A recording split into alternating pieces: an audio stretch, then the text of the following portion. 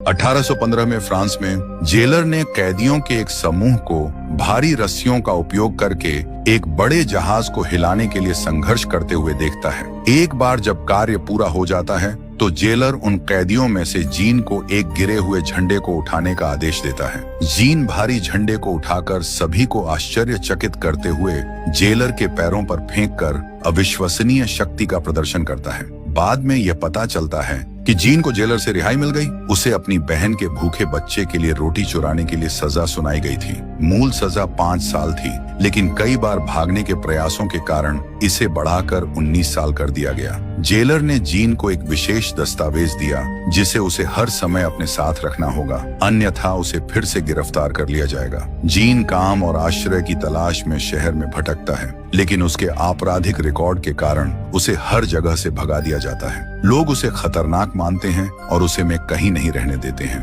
अंततः थक कर वह चर्च की ओर मुड़ता है। वहां उस पर एक बिशप की नजर पड़ती है जो दयालुता से जीन को रात के खाने पर आमंत्रित करता है और उसे रात भर रहने की अनुमति देता है। जीन भोजन और गर्मजोशी का आनंद लेता है, लेकिन रात के दौरान वह बिशप के चांदी के बर्तन चुरा लेता है और भाग जाता है। लेकिन सुबह उसे पकड़ लिया जाता है और वापस लाया जाता है। सभी को चौंकाते हुए बिशप ने उसे चांदी दी और 2 चांदी की मोमबत्तियां भी दे दी। फिर वह जीन को इस उपहार का उपयोग अपने जीवन को बदलने के लिए करने के लिए कहता है। ये शब्द जीन को गहराई से प्रभावित करते हैं। वह अपने जीवन को बदलने का फैसला करता है। वह अपने पैरोल के कागजात को फाड़ देता है और उन्हें एक चट्टान से फेंक देता है। 8 साल बीत जाते हैं। जीन अब एक कारखाने का मालिक और एक शहर का मेयर है। एक दिन वह श्रमिकों के बीच फेंटी नाम की एक महिला को देखता है। वह अपने अतीत के कारण बदनाम है। उसकी कोजेट नाम की एक नाजायज बेटी भी है। लोग फेंटी का मजाक उड़ाते हैं, उस पर अनैतिक व्यवहार का आरोप लगाते हैं। भले ही वह बताती है